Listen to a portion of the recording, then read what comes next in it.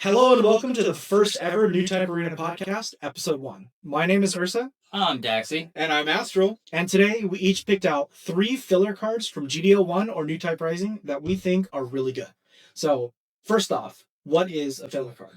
A filler card is a card that isn't necessarily the main card in the deck, but we think it fits nicely in there. It's kind of the meat and potatoes that helps you achieve your game plan and goal that you're striving to go for. Yeah. I like to think of them as like the backup singers to the rock stars of your deck. The deck, or the cards that the deck is named after. But before we begin, let's thank our sponsor. Shoutouts to the Card Coop. Thank you guys so much for sponsoring us. You can check them out at CardcoopTCG.com for all your Gundam singles and supplies. So let's go kind of before we begin, go into our experience with the game so far. That's fair enough. Astral, let's start with you. Alrighty. So my experience with the game so far, and I'm sure as many of you who are playing the game have noticed, it's evolving very quickly. We started out first playing pre-constructed decks. They were just the starter decks that we got. Shortly after that, they started expanding when they sent out the booster packs for GDO1. We were playing with starter decks combined with about 4 packs. Yeah. And of course, we had the opportunity to win some more packs that way as well. That was a fun time where we were getting to learn kind of the cards in these new like GDO1 packs. It's been interesting to see as it has evolved. We're now playing fully constructed decks, and we've gotten to learn quite a bit more about the game and its functionality as time has gone on. Yeah. So what have you been playing? So I've been playing green-white. With green-white, I've noticed that I like that ramp ability it has. Like I like that it kind of controls a little bit, but I had started out originally with blue-white. It was the first deck that I played. I liked it, but shortly after I transitioned to green-white myself. Okay. What about you, Daxi? My experience with the game so far has been like jumping into the flame. I went full steam into it. I've been loving it. Like you brought up, I really enjoyed the starter deck format. It was really fun seeing how each one played, and it actually pushed my boundaries from just sticking to a staple deck and really trying everything out, a splash of everything to see what really fit for me. It gave me that time to, before the booster packs came out, to really find which route I was going to go into that. And then when they did finally release, we had the constructed with the starter decks. Yep. Which was a fun little twist on the game, threw some little interesting combos in there, especially with the no color combinations. Wild. As well as the 4 booster packs, which honestly, I'll fully admit it, I sucked at. But regardless, I had such a fun time playing it. Right now, I've been testing out a lot of decks. My personal favorite at the moment would either be my blue-white Unicorn Control, but I have been having a lot of fun with red-blue paint, so I can kind of move over to that. What about you, Ursa? Yeah, so similar to Astral and Daxi, we started off playing with just the constructed sealed, or the precon sealed. Kind of playing with some of the themes that they had in those decks, tried all different ones. Absolutely loved the seed deck. That one was like my absolute favorite. So when it was time to kind of transition into the constructed format, I really leaned more into like that blocker theme. So I started off with Freedom Blocker, and then slowly moved more into the blue-white Unicorn Control deck. I've always been historically a control player. Those are my favorite constructed decks. And the Gundam format does have control, but it in a little bit more of a twist. So I've been having a lot of fun with that deck as well. Perfect. So let's move on to the next one. The next question is, what are our plans for the future in front of the game? I know for us as a team, Yeah. feel free to chime into this. We got our regionals coming up in LA by CardcoopTCG hosting the first ever regionals here for the West Coast, in a sense. And luckily enough, we were all able to score tickets. Yep. It was a long battle, I should say. we were all online for the original drop just to find out that morning they postponed it, and then we got lucky enough to all be online for the second one and managed to secure our tickets. Yep. So we're going to be in LA in October, and then in February, October 5th. That. Yes.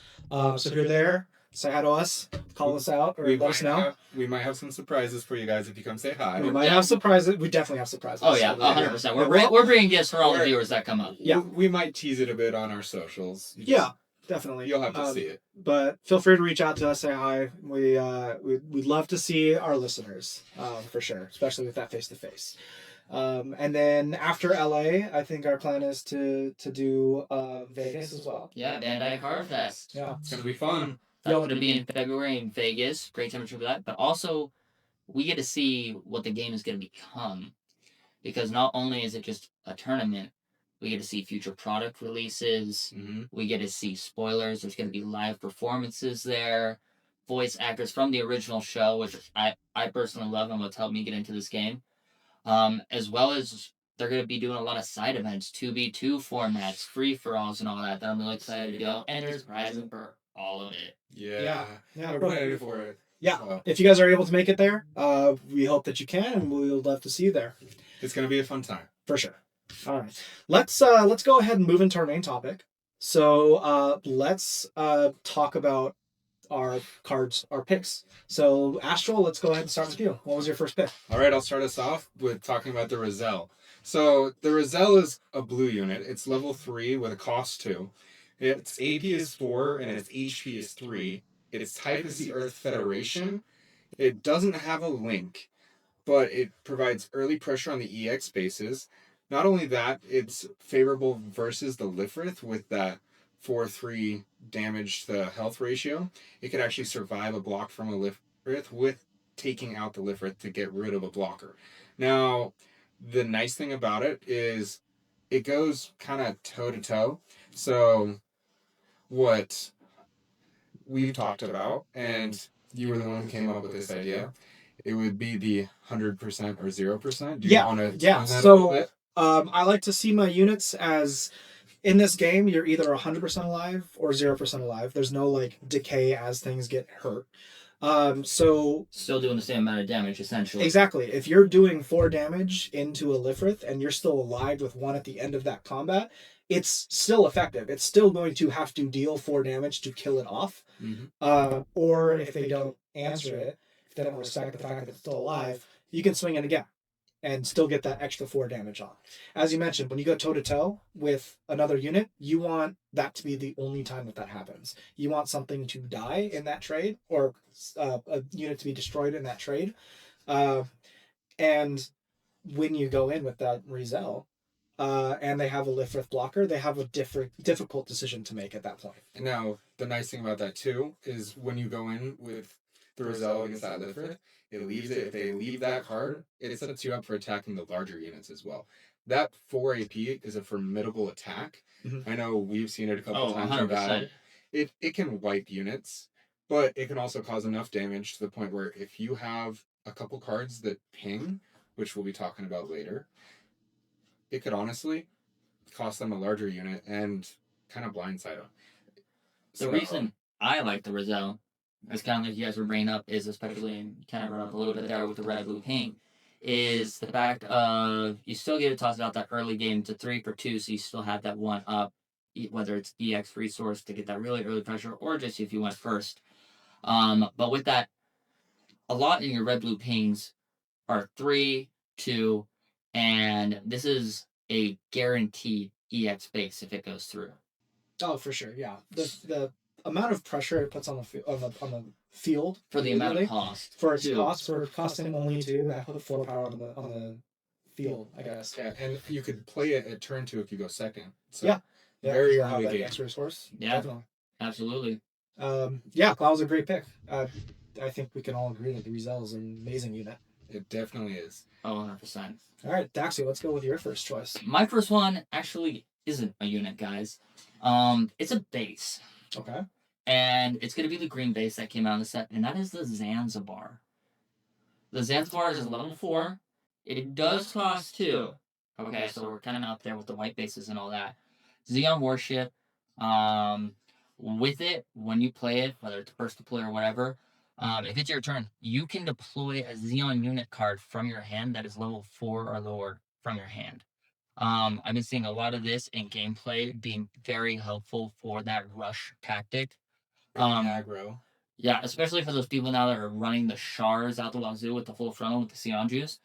You can pop out a Shards Zaku. You can do a Gelgoop. You can also do the non-villa Geoff, is which I would personally do. Mhm. And you get to toss out that unit as well as a token at the same time. So whenever you play this base, you also get extra 2-for-1 board presence Yeah. with a nice wall setup. Yeah, when you're playing green red, I noticed your whole game plan is making sure you have units to apply pressure as quickly as possible. Um, that being said, you don't want to completely disregard your own defenses. No. So putting some sort of defense out there while also able to continuously develop your board, it's an amazing combo or amazing package that just does what you need it to do while offering you a little bit of protection as well. The nice thing about this as well that I really like, instead of having to play the extra 2 resource cards to throw out a token, say like with the white base, on original cost, what ends up happening, you pay those 2 resources to put this base out, and it's, like you said, 2 for 1. So you get the base and you get a unit. You're not paying the extra for the unit. Essentially, it's a 1-for-1. Yeah. So. Yeah. No, it's a great card for the deck that it's usually run in. Yeah, absolutely. Especially too in the green blue. You can technically toss out with the token pop if you want to run that with the blue engine for the Oz for Right. Hoggies and Yep. run that as well. You're running your green Zeons with your Zaku attack 3.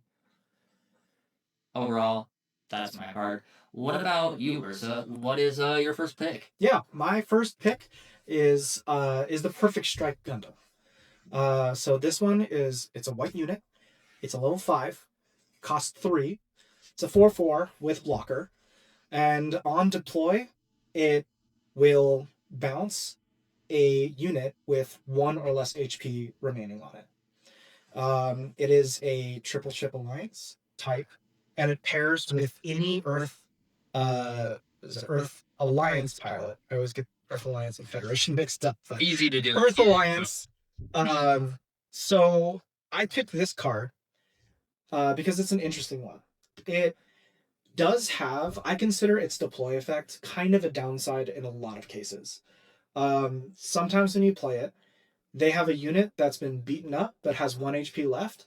That can actually be a downfall in some I have cases. noticed that a lot. When you deploy it, it's not a May effect. You have to choose a legal target if there is one.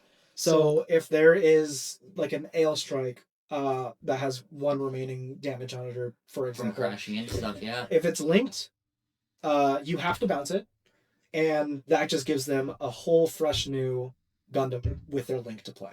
Mm-hmm. So you do have to take that in consideration with playing it, but the fact that it is cost 3, 1 less than the Ale Strike in this example, it's the same stats, power toughness wise, but for 1 less resource. I personally like it for that, for the resources, but also like in a pair up when we're running in like our unicorn control and all that. And I'm going up against, for example, when we're playtesting green white, and you're ramping with your freaking bird modes. If I have an L strike in my hand and I toss it up, I have to bounce your bird mode. And that's a free extra resource for you. Yep.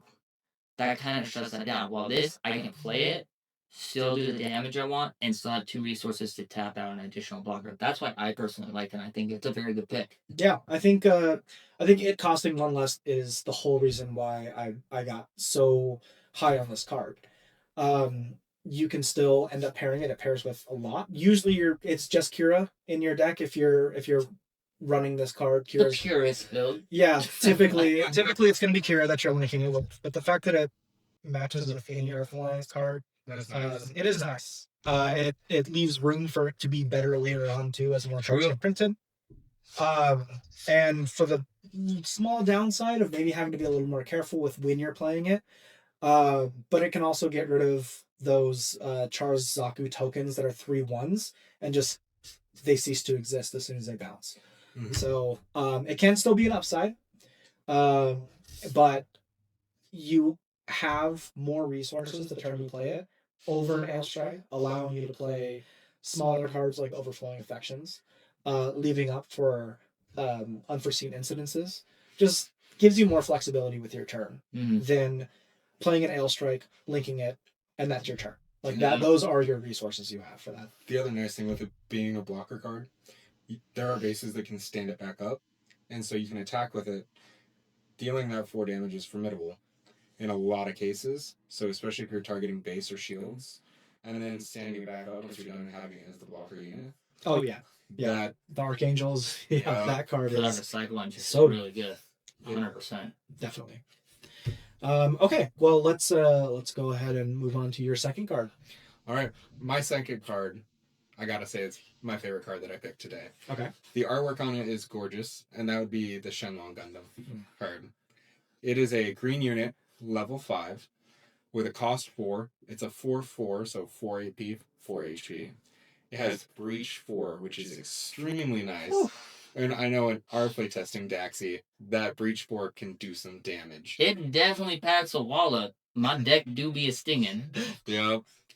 Now, the other thing that I like about it, it's a type Operation Meteor. Now, that comes in handy when there are cards in a green-white deck that allow you to search for either a pilot or a unit that is the Operation Meteor. Means that if I need to search through the top 5 cards in my deck and I happen to have this one, with that Breach 4, I'm probably going to choose it. It's very nice to use. And that's the path to victory, right? Yes. Yes, Great it card. is. Now, Not forget about the attack too. So on attack, you choose an enemy unit blocker that's level 3 or lower. That's your Alfred. That's your Zowarts. Those are that attack trigger. It just destroys them. Yeah, it wipes them off the board, clearing way for me to not only attack another unit and have that breach ability, but if I link it, Shang Wu Fei, I love this card because with Shang Wu Fei, it allows you to attack an enemy, and as long as they have 3 AP or less, I don't take any damage on my Shenlong. That is crucial for the board control. If I have somebody who's pinging, say with a red-green, and I need to clear a unit off their board, I can attack it and not have to take that damage back when it's linked. True. And then it breaches. Breaches as well, So, yeah. If you're going against white, too, the blue-white, you just go and attack one of their blockers that you use with one of your smaller units. You kill that, and another blocker. And it's not only effective against the smaller ones, it also, you can set yourself up to attack the heavier hitting ones and then get the breach on top of that as well.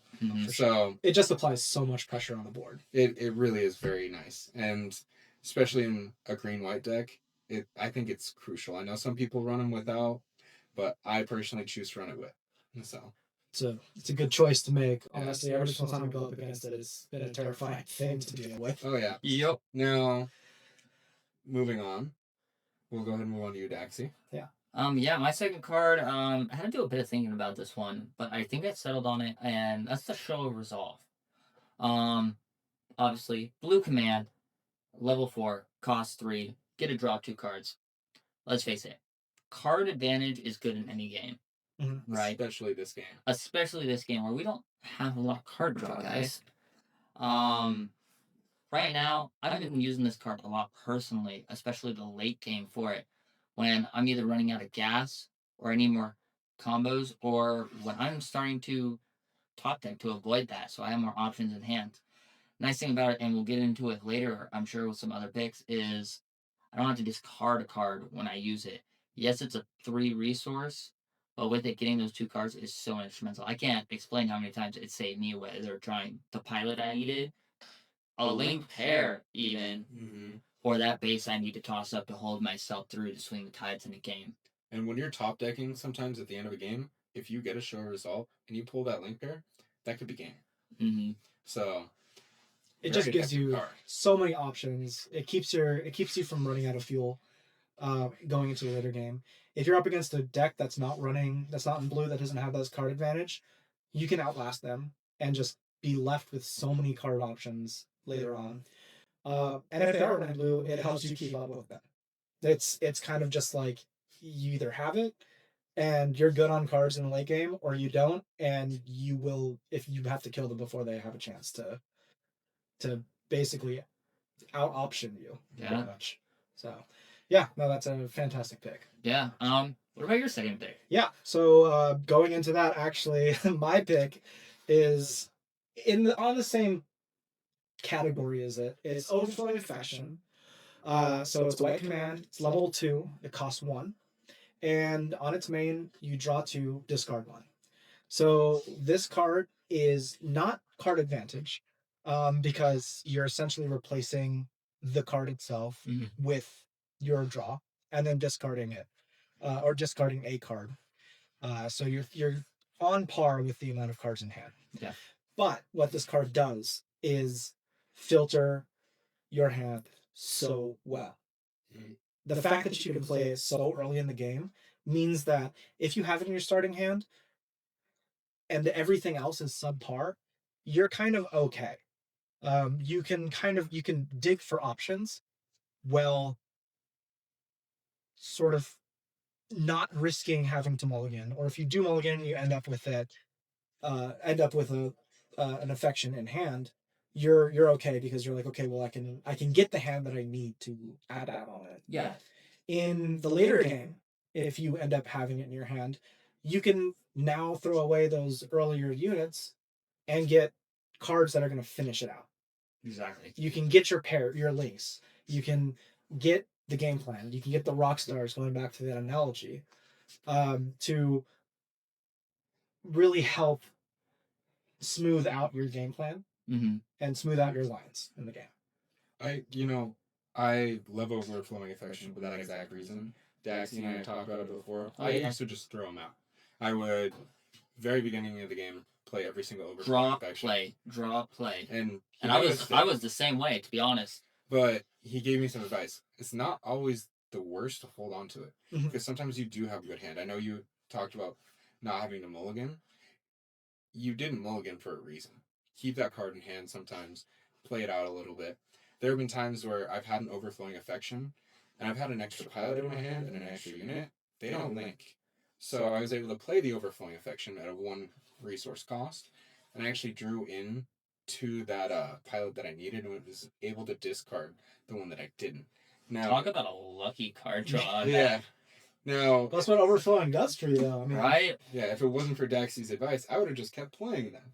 And it really honestly did change my gameplay, and thank you for the advice on that. Absolutely. You've been crushing it in competition. It makes such a big difference. It's how do you use these cards? And we're going to figure them out more and more as time goes on. For sure. Absolutely. So, all right, perfect. Well, let's move on to our next card. So, Ashwell, what's your last pick? okay, so my last pick, I haven't seen too many people playing it. It's becoming more popular as the meta's changing. Now, the Anksha is going to be my third pick. Okay. Now, this is going to be a blue unit. It's going to be level 4 with a cost of 2. It is a 3 AP, 3 HP card. And on deploy, you can choose 1 rested enemy unit to deal 1 damage to it. Mm-hmm. I think this is highly effective because, again, if you're going down red, blue, ping, Yeah, you can just start pinging people with it. I know you had a personal experience with that. Would you like to share? Yeah, so it was about mid-game, I guess. My Lifrith had 2 damage marked on it, so I had 2 remaining, and they just doubled Angsha and just cleared the board before I had a chance. Yeah, so Double it was very Angsha? Kind of dirty. Yeah. Oh. So. Yeah, so it really does change the game plan. And that was only 4 of their resources, too. Yeah. Yeah, because it's such a low-cost card. Honestly, it's a really good card to ping with like that. Yeah, and you're left with 3/3 body at the end of it, too. Yeah, it's any rested enemy unit. Yeah. Now, it is nice because it is a type Earth Federation, but it doesn't have a link. Okay. So you could still pair it to get that damage up a little bit, but really that ping at the beginning, it's very nice to have. Oh, for sure. So, that ping also can set up, so even in later game, or in the later part of the game, you could play that card on a rested big unit and do that 1 damage, and it may seem innocuous at first, but that sets the stage for a lot of the things that red-blue deck wants to do later on. and there are some cards out there that when they're linked, they start to go. We usually see like our 6/6s when linked on those big units. Mm-hmm. Some of them can go up to 6/7 or even higher. You can't one-shot those with your big units anymore. You can't clear the board as easily. So with that ping, if that big unit is rested and you do that 1 damage, now it's 6/6 again. You could trade one of your units. It's more reasonable, Yeah, more reachable for sure. It's going to be more in the like territory of doing board control, which I know we've had a lot of experience with. Mm-hmm. It's controlling your enemy's hand and their board to make sure that you can take out those shields and do the damage you need to do. Absolutely. I completely agree with that. Now, that's all I have to talk about the Anxia. Okay. Great card, but let's Yeah. move on. Daxi, what about your next card? My next pick is again not a unit, guys. No, it's actually gonna be a pilot, and the pilot I'm picking is Marita Cruz. Marita Cruz is a red pilot. She's level 5, cost 1, +2, +1, so she has that nice little extra power up there on your AP. Not to mention she's a Neo Xeon for your Xeon players out there, and a Cyber Newtype. She does have the burst ability as well to add her to the hand, but during link attack with her, you can choose one enemy unit whose level is equal to or lower than the unit she's linked with, and deal 1 damage to it. And now, 1 damage, like you said, might seem a little monotonous at first, but with her, she links into a lot. We got vanilla Cassatria. We got our regular Cassatria that when she links, that Cassatria does up to 2 other units another ping of damage. Or we have our big boy, the Banshee. The Banshee unicorn. Yeah. And she links with him. And when she links with him, not only is she pinging a damage, she's also going and activating that first strike if you do have the 12 cards in the trash. So as long as you're pinging, doing that aggro right, crashing your units in, preventing their blocks and all that, and really pinging away at their shields and their units, should have 12 cards. And if you have more, if it's really late game, you can use this effect as long as you have 12 cards. And as it goes is, you take 12 cards that you choose. So I usually go for my pingers, my show of resolves, stuff like that draw me and give me more damage. I toss those back in, I shuffle it up. Banshee now has first strike. And you've done this to me. Oh, yeah. Not only once, but you had over 24 cards in your trash. Yep. You did it twice. I did it twice. In 1 turn. 3 attacks with the same card in 1 turn. You wiped my board. And you want to know how much damage it took? 0. 0. Because that first strike. Horrible. Yeah. Yeah, it really hurt. I ended up losing the game because of it. Very effective card. Yeah. Such a good card. I love her so much. I do hope, though, that when it comes to stuff like that, Bandai does that with other pilots and units to add that effectiveness, because I see it happening with more of the side characters for the show, you know? Because Marita, she was important when it came to the Unicorn series. But you wouldn't put her on, I'd say, the same playing field right off the bat, maybe as you get further along without giving too many spoilers away the show, as per se, Vanager. Or someone like that actually piloting full-on unicorn. And we've seen the Banner card in the game. It's a very effective card. Oh, yeah. Choo-choo. Yeah. Mm-hmm. Yeah. It can With card stuff draw. up. But the way that this one, if played right, its effectiveness tenfold. Yeah, absolutely. Well, with that, why don't we go to our last pick, Ursa? Let's hear your final pick. Yeah, so the final pick of this whole podcast and my final pick is a command. It's Battle of Aces.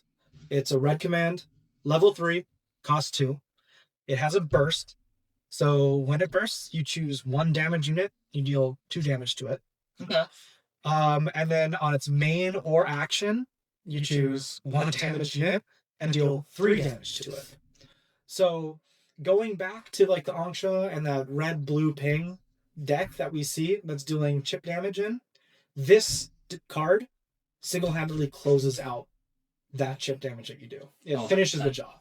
That's like a formidable threat of a, you said, command card. Yes. So we don't usually see that kind of card played. Most people are, of course, running those overflowing infections. They're trying to get the card draw. Yeah. This is just controlling the enemy. Yeah. And it sounds like it's going to do a really good job, especially with that level 3 cost 2. So. And you can play it right on the action as well. So you can take people by surprise as well. Going into their turn, you can hold up 2 resources. Say they do a trade that keeps them a little damage on that unit. At the end of their turn, you can use those 2 resources, get everything you can out of it, play this card, remove that unit, and you start off fresh with a whole, you ready all of your resources again on your turn and going into it without that unit to deal with on your turn. Especially with like going up against your like green-white, right? Mm-hmm. If I'm playing red-blue-ping and I'm running this battle of aces and all that, and you're going to take out my Cassatria with your wing 0, or with your just Wing Gundam that's linked because it's such a high 8-9. That trade, I'm gonna do 6 damage to you, but if I toss that out on the action, we're going down together. Yeah, it's a trade at that point, and I would never see it coming. That's the hard part. So it's a way of controlling your opponent's board without them knowing you have the ability to control it. For sure. Coming from a red deck, that's pretty crazy. Oh yeah, yeah. Red has a lot of fun tools for sure. Mm-hmm. All right, so so those are our picks from the Newtype Rising set. What do you guys think about our selections? Which one's your favorite of the 9 that we talked about today? I have to say mine would definitely have to be the Maria Cruz, just her vitality with it and how she can go with so many different units and the pressure she brings to the game itself with that pinging of damage. It's just unmatched. I feel like personally. What about you, Astral? I kind of mentioned it earlier. I said the favorite one that I picked for today, Shenlong. I love the artwork on it, its abilities. The breach on it. I just personally like it. I like running it. I know some people choose to take it out of the green-white decks. Mm-hmm. I prefer to run it. It's a great card in my opinion. I think it's a little slept on for sure. Yeah, 100%. Now, what about you? So I went a little different. It's one that I prefer playing with, but it's one that I have learned that I have to respect. So my pick is Angsha. Just as we mentioned in everything we talked about today with that unit card, the fact that it's so low cost and the fact that it can either set up for the Battle of Aces cards or those other cards that care about damage units, or it can just finish off the last bit without the expectation of losing that unit so quickly. You have 1 damage left. You think you're going to get another attack with it. This is a card that you have to respect. With that mentality, you have to know that if they're playing Red Blue Pain, they're going to have this card in hand. They're going to, or they very well could have this card in hand, I guess. And you have to make sure that your unit, you're okay with losing if there's 1 damage left, because this card is just too well costed for what it does, for the reach it has. So I don't play it personally in my decks, but I'm going to say that this is my favorite pick just because of what it's done, what I've seen it do. I know you say it's your favorite, but I did notice all your anxious were missing from your vault. Is there a reason for that trash can being so full? No. Yeah, we had to clean up my bulk a little bit, so less anxious. No, I'm kidding. It's an amazing card. So that's gonna be my pick. It definitely for sure. is. Now I know our team. I gotta give a honorable shout out to the ball. The ball. Oh wow, we love the ball here. Yep. It couldn't be here today. Unfortunately, we didn't have space for it, sadly, but it's our honorable mention for sure. Yes. A little bit too much oxygen and gravity. Exactly. No, it's our unofficial mascot, I'd say. Oh, 100%. Yeah. And let us have it as our mascot. Yeah. Okay, well, so let's move on to our end phase. So, anything fun outside of the world of Gundam TCG you guys been doing? Dexy. Yeah, I mean, I did finally see the F1 movie. That was great. I really enjoyed that. I heard it's really good. Oh yeah, 100%. My favorite thing about it, as a F1 fan myself, shout out Team McLaren, is all the actors and actresses they used, minus like 2 or 3, are all like the team coaches, the principals, the drivers of current F1. Oh, I actually didn't know that. Yeah, that's cool. So you're seeing the same cars and everything used as you would in actual F1 in the F1 movie, and it's not a documentary. That's awesome. Now I heard a lot of those shots in that movie are in first person. So yeah, you're getting views from first person, looking through. They call it the halo, the ring above. Yeah. And all that. So you're looking at that. You're getting the side pod where you're going and looking down the track. You're getting the side of the track as they're coming alongside the walls and all that. Nice. So I was actually talking to my friends about this, and they want to go to the movie and they want to use the D box, like those those Immersive. chairs that like Yeah. shake and all that stuff. And I feel like with all of those angles that like that movie provides, Oh, I feel like it'd be a really good experience. it'd be a roller coaster. Memorable for sure. I That would be 100% fun. recommend it. Okay, nice. I'll have to check it out then. For sure. What about you, Ursa? What have you been up Yeah. to? So a couple weeks ago, I really enjoy watching YouTube documentaries. Okay. So I was watching one about cave exploration or spelunking, and there's one cave that was mentioned in Utah. It's called the Nutty Bunny Cave. Have you guys heard of it? I have. I Okay. have. So when I moved down here, I was like, I gotta check this place out. So I finally got around to it How was it? last week. It was really cool. It was less exciting because the whole thing is closed off for obvious reasons. You know, Yeah. you see those YouTube documentaries. It's usually about like something bad happening during these caving explorations. I am not. I would consider myself a little claustrophobic. So watching these gives me a little bit of anxiety. But I find it exciting. So I was like, well, I gotta check this place out. I'm here. So I went down there. And just saw what it was about. Did you put an Ursa was here sticker? I did on not. No, no. We might need to get a couple of Or- those. Yeah. No, it was beautiful. I mean, Utah has beautiful Oh, great landscape. news. So just seeing the natural formation of this cave, it was interesting. I had a lot of fun going down there and checking it out. How did it compare to? Because I know you're from Seattle. Yeah, Washington. Pacific Northwest. How did you say it compares? Because I know you still have a bit of mountain range up there in Washington. Yeah. The caves there. If you ever did go to any, I honestly don't know if there are a lot of caves over there. I know there's like gold mines and stuff. Like all up across that west coast, there's like gold and stuff. But I just took a trip up there recently and visited, and Yeah. gorgeous scenery, the greenery there, and it's much more green up there than it is here, for sure. Yes, out there. I love the weather too. Yeah. So Awesome. Well, what have you been up to, Astro? Oh man, I personally love music. Music is Okay. a big part of my life. Actually, yesterday I went to a festival Oh, and nice. Nice. I got to see some of my favorite artists there. Utah has a pretty good scene when it comes to music, and there's a lot of events that happen here. So it was nice being able to go out, reconnect with some old friends, and listen to some music that I enjoyed. And of course, along with listening to music comes traveling. I love to travel as well, go on drives, and get to explore places that I may not have been able. What were some of the artists that you went to see? Oh man, so I got to see Millennium. I got to see Nightmare. Nice. I got to see Sudden Death, who did a Void set, which is uncommon for Utah. First one is what I heard. Yeah, Wow. it was incredible. It was loud, and of course a lot of lasers. We love our lasers, For sure. and it was a lot of fun. I really did enjoy it. Nice. So I'm looking forward to the next one coming up. But yeah, it should be a good time. Nice. That's That nice. sounds like a lot of fun. Absolutely. Do you want to do that? Yeah. So once again, guys, let's not forget about our sponsor, Absolutely. Yep. CardCoop. For sponsoring our channel. Again, check them out at the CardcoopTCG.com.